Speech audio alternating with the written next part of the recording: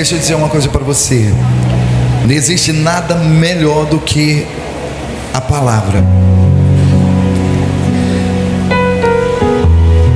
Esse é um dos momentos melhores da reunião, porque é o momento que o Espírito Santo ele fala ao nosso coração. É o momento que Deus ele libera destino, tira dúvidas, medos. E a gente costuma dizer que por mais barulhos que você tenha ouvido no mundo aí fora, por mais que as pessoas tentem apequenar você, é dizer que você não vai conseguir, não vai dar certo, que está tudo acabado, é o fim, você não vai viver, você vai morrer. Saiba que a última palavra sempre é de Deus. Você está entendendo? A última palavra é sempre de Deus. O médico pode dizer, você vai morrer, não vai dar certo, as portas vão estar trancadas para você, o seu relacionamento está terminado, é o fim, acabou. Mas se você chega e Deus fala assim, não, eu sou o Deus que muda destino, abre portas, eu sou o Deus que abre as janelas do céu e derrama bênçãos sem medida sobre a sua vida, eu sou o Deus que transforma o improvável no provável, pega aqueles que não são para reduzir a nada aqueles que são. Então eu prefiro acreditar na palavra de Deus e caminhar embaixo de uma promessa, e é isso que nós temos procurado ensinar para as pessoas, né? Não existe coisa mais interessante do que você conseguir acreditar ainda na palavra de Deus. Hoje o mundo ele conspira contra Deus, ele faz de tudo para nós não acreditarmos naquilo que está escrito, mas eu venho aqui nessa noite te dizer que Deus ele ainda faz milagres, ele ainda abre portas, ele ainda faz o impossível se tornar possível, ele coloca manancial de águas no deserto, porque ele ainda continua sendo Deus. A gente deixou e perdeu aquela fé que a gente tinha antigamente, mas se nós nessa noite nos posicionarmos e nos colocarmos no centro da vontade de Deus, eu tenho certeza que Ele vai nos ouvir, vai nos abençoar. A leitura de hoje eu quero dar continuidade, está lá no livro de Atos capítulo 16, a partir do versículo 25. Mas antes eu queria te lembrar que Paulo ele foi um homem totalmente perturbado. E é incrível, parece que quanto mais a pessoa é perturbada, mais ela peca, mais amor ela tem pelas coisas de Deus. Aquela pessoa que nunca passou por momentos difíceis, nunca enfrentou crise, nunca viu o caos batendo na porta da casa dela, dificilmente essa pessoa se apaixona por Jesus. Uma pessoa que nasceu no berço de ouro, sempre teve de tudo, do bom e do melhor, ela não consegue se apaixonar por Jesus. Para você se apaixonar por Jesus, a primeira coisa que você tem que entender é que você tem que passar pelo deserto. Você tem que viver os piores momentos da sua vida. Se for necessário, Ele permite que você venha a ser jogado lá na cova dos leões, só para você ver que mesmo lá Ele está com você e Ele pode te livrar. Se necessário for, permitir que você seja jogado na fornalha de fogo, e lá na fornalha de fogo aquela fornalha seja acesa 7 vezes mais. Ele permite, veja, Deus ele permite que você vá lá no fundo do poço, não é para provar a sua fé não. Bispo, por que eu estou passando por momentos tão difíceis na minha vida? É Deus provando a sua fé. Não, Deus ele não quer provar a sua fé, Deus ele quer provar quem Ele é e o que Ele pode fazer na sua vida. Momentos de adversidade, a única coisa que você tem que fazer é permanecer, é acreditar, porque é difícil ter fé. Eu já falei para vocês aqui que eu fiz já 2 cirurgias, 2, 3 cirurgias, 4. Gente, eu só dou o pó. Agora de manhã eu estava lá no batismo, aí uma irmãzinha olhou para mim e falou: bispo, o óculos do senhor está torto, está caído desse lado. Falei, mas eu comprei esse óculos bom, estava certinho. Aí eu lembrei que quando a gente vai ficando velho, a orelha vai caindo, o óculos no torto. Não é verdade? O nariz vai caindo, a orelha vai crescendo. É a idade. Não é o velho que está usando a coisa errada. Não, é que as coisas já não cabem mais nele. Eu estou até colocando um calço aqui para ver se levanta um pouquinho. Mas a gente vai envelhecendo. Então o que acontece? Deus ele permite certas coisas acontecer para nos despertar, para nos atrair para Ele, só para Ele mostrar que Ele pode. Em outras palavras, eu posso curar você desse câncer, eu posso tirar essa diabetes de você, eu posso baixar o seu colesterol, eu posso normalizar essa sua pressão, eu posso transformar o seu casamento em vinho. Porque hoje o que mais existe são relacionamentos que se deterioraram e se tornaram verdadeiras águas. Aquele casamento chulo, tipo açaí, já viu açaí?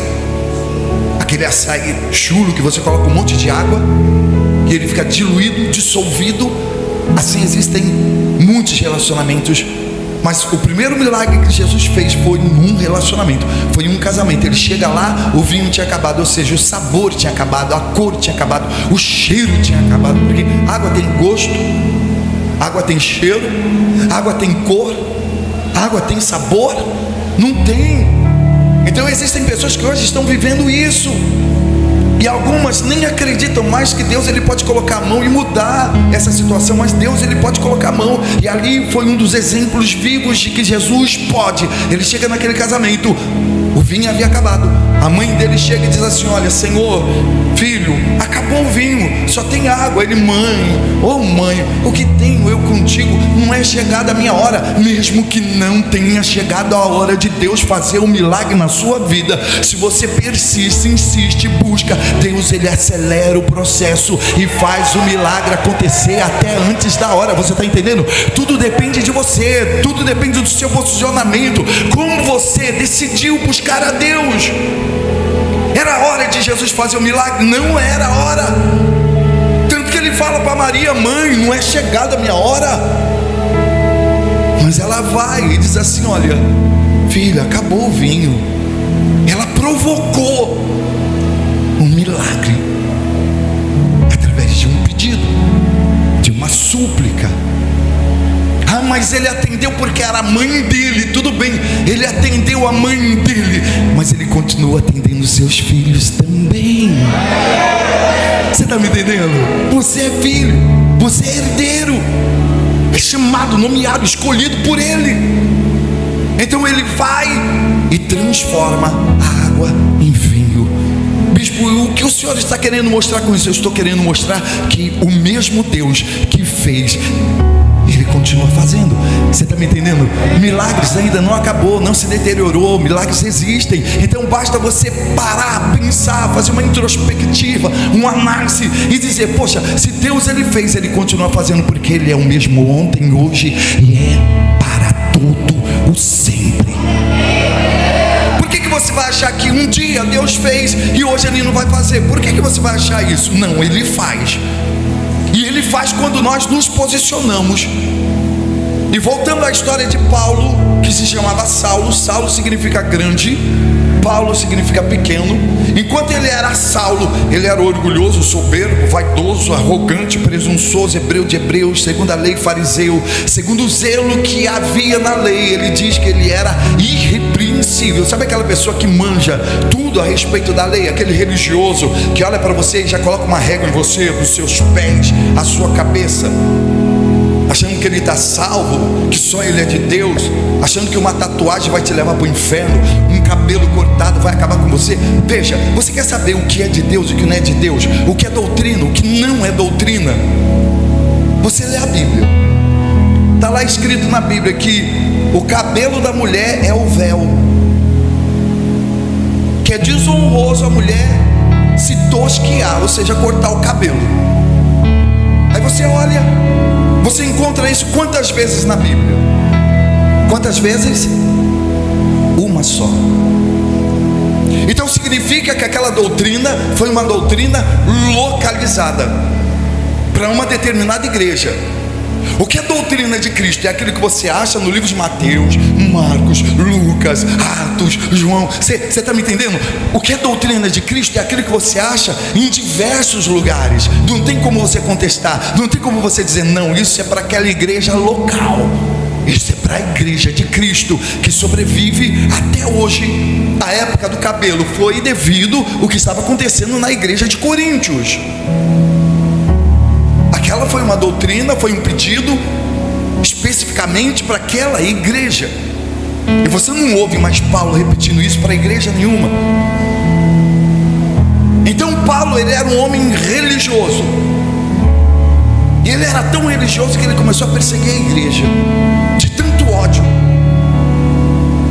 dos cristãos, ódio porque ele achava que Jesus era um contraversor, era um destruidor da lei, porque a lei colocava um jugo muito pesado no povo, e ainda coloca até hoje.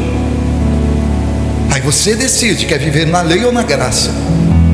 Ah não, eu quero andar na lei. Então pela lei você será justificado, e pela lei você será o quê? Condenado. Não, mas eu quero caminhar embaixo da graça de Cristo, então viva para Cristo. Ele persegue a igreja de uma tal forma que eu estava lendo um livro esses dias, o nome do livro é O Apóstolo, de John Pullick. Se você encontrar esse livro, leia. A narrativa dele começa assim de forma impressionante, falando a respeito de Estevão. Estevão era um cara extremamente inteligente, era um jovem solteiro, tinha na faixa dos seus 23, 24 anos, e ele discorria todo o Velho Testamento de forma assim tremenda. E os escribas, os fariseus, levaram Estevão lá para o Areópago, para o Sinédrio, para Estevão ser julgado. E a palavra diz que ali Estevão, no meio daquele julgamento, ele sozinho, gente, porque vai haver momentos nas nossas vidas que nós vamos ter que enfrentar o mundo só. Não vai ter parente, não vai ter amigo, não vai ter irmão, é você e Deus, Deus e você. São nos desertos que Deus, ele mostra para nós quem nós somos. Ah, meu Deus, se você soubesse o que Deus, ele pode fazer nesse deserto que você está atravessando, se você entendesse o que Deus, ele pode fazer em meio a essa tribulação, essa dificuldade que você está passando, você permaneceria firme, você não desistiria. Estevão ali sozinho, e era condenado, era assolado, porque ele discorreu toda a Bíblia. Estevão declarou que os judeus haviam recebido a lei por ordenação de anjos. Os anjos deram a lei do Monte Sinai. Para quê, meu? Mesmo você lendo isso na Bíblia, até hoje existem muitos crentes que querem te apedrejar quando você fala isso. Por isso que a gente declara que Jesus Cristo é o único Deus verdadeiro e a vida eterna. Você está me entendendo como que é? Jesus é o único Deus, não existe outro. E quando o Estevão faz essa declaração, os homens rugiam os dentes, começaram a clamar e gritar e dizer assim, blasfêmia, e eles rasgavam a roupa de ódio. Eles nem esperaram o julgamento terminar e já foram para cima de Estevão, pegaram ele e já levaram ele para o local da execução, o poço da execução. O poço da execução, ele tinha mais ou menos o dobro da altura de um homem, e depois do homem ser julgado, se ele fosse condenado, então eles chegavam com ele ali, despia ele e jogava aquele homem dentro daquele poço, para que as roupas não viessem a amortecer a queda. Já jogavam ele de qualquer jeito, a fim de que ele caísse, quebrasse o pescoço, e o apedrejamento fosse algo só cerimonial, só um rito. Não, mas do jeito que Estevão estava, eles pegaram Estevão, jogaram Estevão dentro daquele poço. A roupa amorteceu a queda de Estevão, e ele, meio atordoado, meio tonto, ele fica em pé. E os homens queriam saber, porque havia uma necessidade de ter um juiz ali perto, um advogado ali que consentisse, ou consentesse, ou concedisse, desse consentimento para que eles pudessem apedrejar Estevão. Aí quem é que chega? Gordinho, careca, Saulo de Tarso.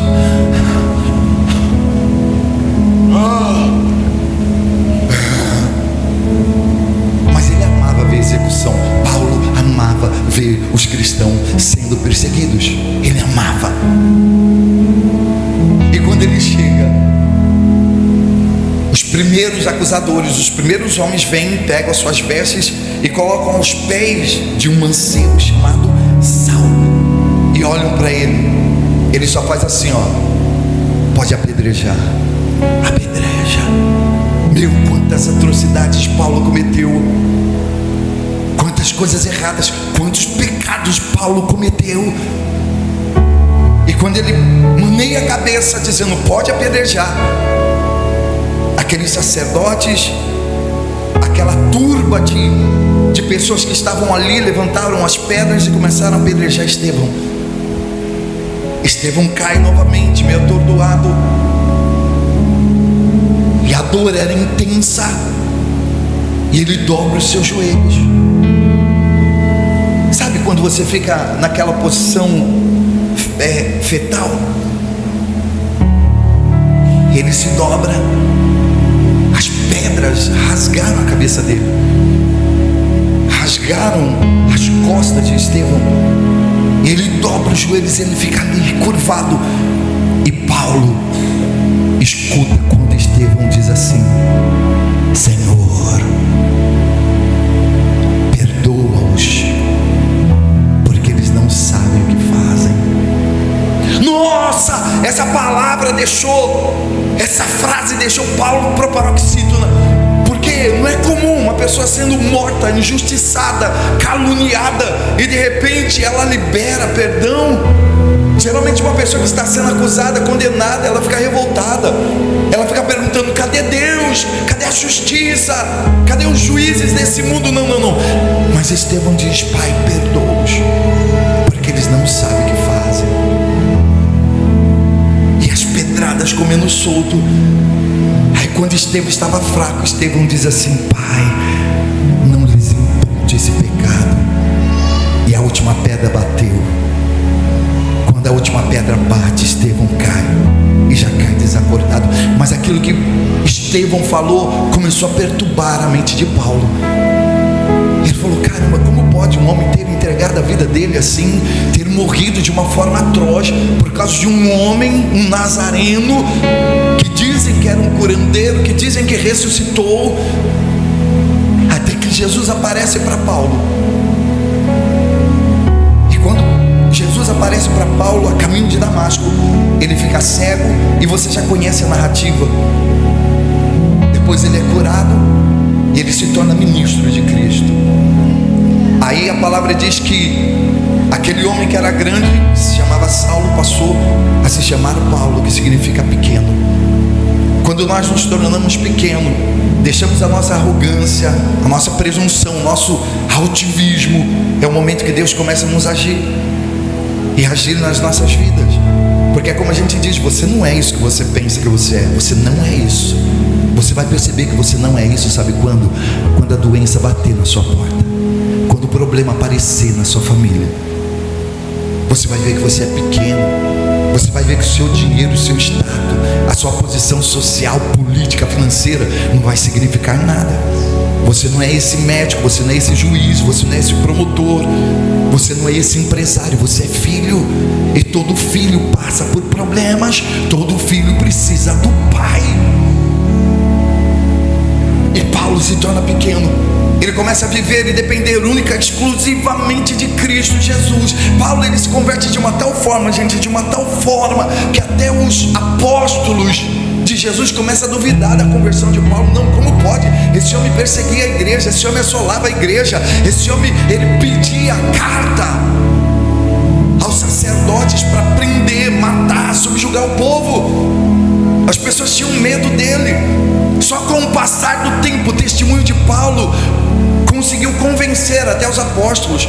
Pedro ficou anos sem querer receber Paulo, porque ele pensava assim: poxa, vem cá, esse cara era um perseguidor da igreja, e agora ele está dizendo que ele se converteu. Vai saber se ele se converteu, vai saber se isso daqui não é um complô que ele está querendo armar para descobrir onde nós estamos, né?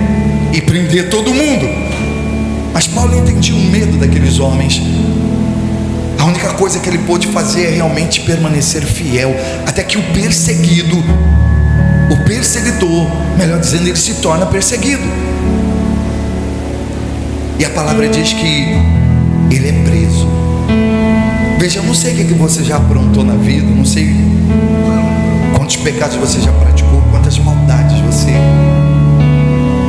já cometeu, mas vai chegar um determinado momento que até a sua fé vai ser provada.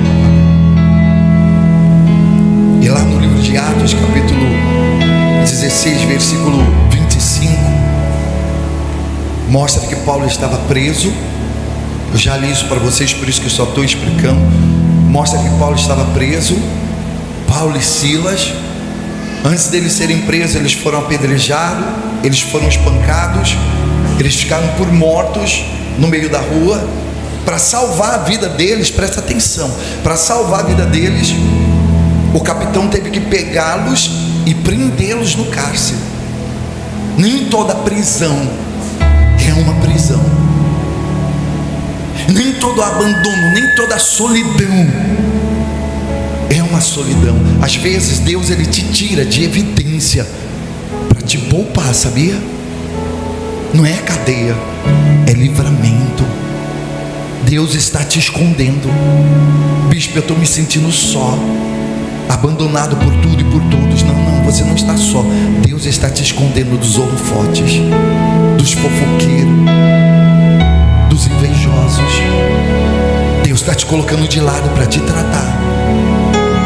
E Deus ele teve que colocar Saulo lá naquele cárcere preso, porque senão a turba ia matá-lo. E lá no cárcere, manietado, algemado, as costas feridas, machucadas, não aparecia ninguém para levar um analgésico, não aparecia ninguém para levar uma gases, para dizer: olha, eu estou aqui, eu vim limpar suas feridas, Paulo, eu vim te ajudar a sarar. Olha, eu sou o advogado tal, promotor tal, juiz tal, eu vim aqui te tirar da cadeia. Não apareceu ninguém. E nesse meio tempo, a palavra diz que perto da meia-noite, Paulo e Silas faziam o quê? Orava. Pega essa chave, entenda. Olha o que o Espírito Santo está querendo te ensinar. Perto da meia-noite, você já fez tantas coisas ruins perto da meia-noite. Perto da meia-noite você já bebeu, você já fumou, você já se drogou. Perto da meia-noite você já foi para motel. Perto da meia-noite você já pulou onda na praia. Perto da meia-noite, nossa, você já fez tantas coisas bizarras. Porque hoje com Jesus perto da meia-noite você não, eu estou com sono, eu não consigo orar, eu não consigo buscar, eu não consigo clamar. Mas Paulo conseguia, porque realmente a vida dele estava nas mãos de Deus. Então perto da meia-noite, Paulo e Silas faziam o quê? Oravam e cantavam hinos a Deus. Bispo, mas eles não estavam feridos? Eles estavam feridos. Eles não estavam machucados? Eles estavam machucados. Eles estavam ensanguentando? Estavam ensanguentados, todos os dois.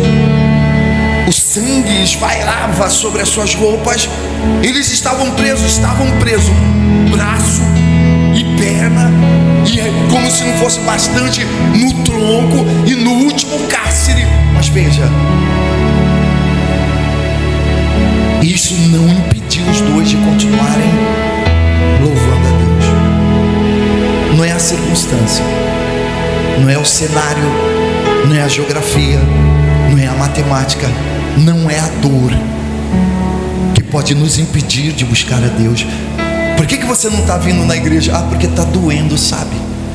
Por que você não está orando? Não, porque eu estou machucado, eu estou ferido, meu coração está dilacerado.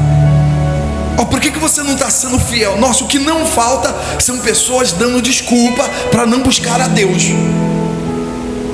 Mas é como eu disse, esse é o momento mais feliz da sua vida, mais oportuno da sua vida, momento de dor. Sabe por quê? Porque Deus, Ele não resiste um coração quebrantado e contrito. Deus, Ele não resiste uma lágrima, até aquela lágrima que é derramada lá dentro do seu coração, em silêncio, que ninguém vê. Deus, Ele vê. Sabe aquele grito que às vezes você dá lá dentro de você, que seu marido não escuta, os seus filhos não escutam, ninguém que está perto de você escuta? Deus, Ele escuta. Deus, Ele vê, porque Ele conhece todas todas as coisas. Paulo e Silas lá no último cárcere, eles começaram a orar meia-noite, no momento mais sombrio, mais escuro da vida deles. Eles estavam orando e eles estavam cantando, e os outros presos estavam fazendo o quê? Os outros presos estavam escutando, e com certeza dizendo assim: nossa, como pode? Esses dois apanharam, foram açoitados, foram presos, e ainda ficam orando, ainda ficam cantando para esse Deus, para esse Jesus que não pode fazer nada na vida deles. Porque essa é a primeira afronta que nós temos que suportar. E as pessoas veem você buscando a Deus, veem você sendo fiel, e olhar para a sua vida e ver que você está ferido, magoado, machucado, casamento destruído, vida financeira lá no fundo do poço, desempregado. O que não vai faltar são pessoas para murmurar, falar mal de você, te condenar, te colocar na parede. Mas eles não estavam nem aí, sabe, gente? Momento de adversidade, você tem que olhar só para Jesus. Não importar de onde você veio, mas se importar onde você quer chegar. O lugar que você veio não importa, aonde você quer chegar. Veja, às vezes aonde nós queremos chegar é só através de oração, só através de súplica, de clamor. Eu não sei aonde você quer chegar, mas o Espírito Santo nessa noite manda eu te dizer que você vai chegar. Mas você vai chegar orando, você vai chegar clamando, você vai chegar louvando, mesmo doendo, mesmo ferido, mesmo machucado. Você só vai conseguir chegar se você abrir os seus lábios, se você abrir os seus lábios, abrir o seu coração e começar a orar, e começar a clamar, começar a pedir a Deus, fazer uma campanha. Deus, olha, eu vou acordar todo dia, meia-noite. Deus, eu vou fazer uma campanha todos os dias, 3 horas da manhã, durante 7 dias, durante 15 dias, durante um mês. Você usar as armas que você tem, porque a palavra diz que as armas da nossa milícia, elas não são carnais, mas elas são poderosas para destruição das fortalezas. E o que destrói as fortalezas? A nossa oração, o nosso posicionamento. Não existe muralhas, não existe barreira, não existe demônio, não existe capeta, não existe doença que consiga sobrepor ou ser mais forte que as nossas orações. É como eu estou dizendo para a igreja: o diabo está aí matando, roubando e destruindo. Ele está fazendo o papel dele. Você acha que ele vai parar? Não, porque ele foi programado para isso. Satanás, ele está trabalhando. Eu estava assistindo um filme esses dias, faz tempo já. Era o Drácula. Era o Frankenstein, o Drácula. Tinha Drácula, tinha lobisomem, tinha o capeta, tinha um monte de gente.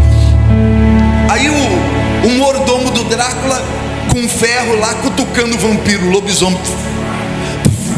Aí o Drácula se encheu e falou: rapaz, por que você está infernizando a vida desse vampiro? Aí o cara olhou para ele e falou assim: é o meu trabalho. O trabalho do diabo é te perturbar, é te matar, é te roubar, é te destruir. E o seu trabalho é orar, é clamar, é jejuar, é se posicionar, é não aceitar, é se revoltar, é se pegar com Deus, é caminhar embaixo de uma obediência. Esse é o seu trabalho. Satanás estava querendo destruir a vida de Paulo e de Silas. Eles tinham 1001 motivos para não orar mais, não clamar, não adorar. Estavam presos, machucados, feridos, mas eles oravam, cantavam hinos a Deus, e os outros presos, eles escutavam. Meu Deus do céu. E de repente, não, diz assim comigo: de repente. Toda vez que eu leio essa palavra, toda vez que eu vejo somente essa palavra, somente esse versículo, o meu coração já queima, já arde. O Espírito Santo já testifica que Ele está comigo, que Ele está aqui nesse lugar. Diga assim comigo: de repente, de repente. Não, de repente. Fala para a pessoa que está do seu lado: de repente, de repente, de repente, de repente. O que aconteceu? Sobreveio um tão grande terremoto que os alicerces do cárcere se moveram e logo se abriram todas as portas. De repente, é quando você ora, é quando você busca, é quando você clama, que de repente, você é passado por um impossível. De repente a porta abre, de repente a chave chega, de repente Deus, Ele muda a sua casa, a sua família. De repente você é curado, é de repente. Com Deus é de repente. Não depende da sua força, não depende, sabe, do seu intelecto, da sua sabedoria. Só depende do seu posicionamento. Como você está, como você está agindo, como você está buscando, para que de repente, não mais que de repente, Deus, Ele comece a mudar a sua vida. Deus, Ele comece a abrir as portas para você. O que você está fazendo para que de repente aconteça tão grande terremoto que venha abalar os alicerces do inferno, venha abalar os alicerces dessas cadeias, desses grilhões que você está preso? O que você está fazendo para que de repente isso aconteça? Você está procrastinando? Está colocando desculpa na dor? Está colocando a desculpa no seu pai, na sua mãe? Está colocando a desculpa no governo? Governo vem, governo vai. Se o governo for bom, você tem que fazer alguma coisa. Se o governo for ruim, você vai ter que fazer alguma coisa. Do mesmo jeito, gente, você vai ter que trabalhar. Se o governo for bom, se o governo for ruim, você vai ter que se posicionar. Se você estiver doente, se você estiver curado, as coisas estando boas, ou as coisas estando ruins, você vai ter que se posicionar. Se as coisas estão boas, aí que você tem que se posicionar mesmo.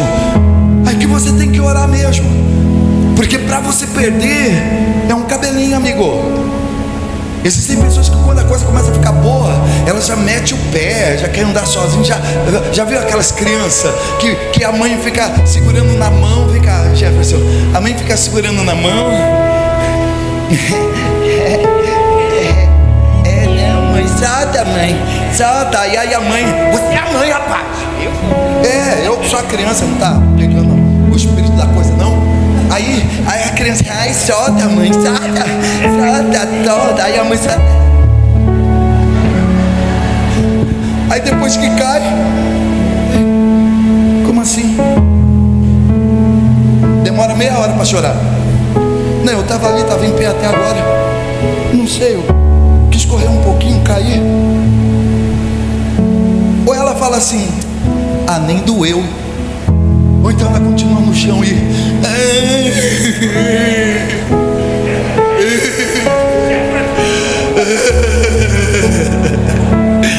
que é o colo da mãe. Solta a mão de Deus, solta. Começa a caminhar sozinho. Mete o louco. Você é bom, você cresce, você arrebenta. Solte a mão de Deus no ápice da sua grandeza, para você ver o que vai acontecer. Tudo aquilo que você conquistou com Deus só vai permanecer na sua vida se Deus permanecer com você. Por isso que a gente fala, ó, não anda com crente caído. Crente caído é a pior coisa que existe. Crente caído atrai maldição para a sua vida. Você lembra de Jonas? Jonas entrou naquele barco e o que aconteceu? Ele lascou toda a tripulação daquele barco. O barco quase afundando, quase indo a pique. Aí joga as caixas, joga as cargas, joga tudo. Depois que o pessoal já tinha perdido a maior parte da carga daquele barco, aí Jonas falou assim, não, a culpa é minha. Depois que jogaram Jonas fora, o mar se acalmou, o vento cessou. Então tem crente, observa. Ah não, que eu era crente, eu era um bêbado, vivia drogado, conheci Jesus. E hoje? Não, hoje eu não estou mais com Jesus, estou meio afastado. Mentira, não está afastado, está caído. Ele vai atrair maldição para a sua vida.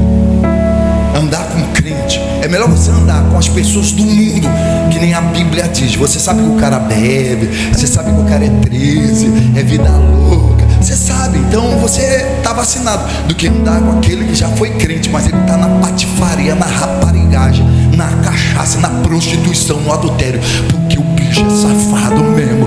O cara é pilantra, safado, sem vergonha. A palavra diz, olha, com esses nem comais. Porque se você andar com eles, eles vão atrair maldição para a sua vida.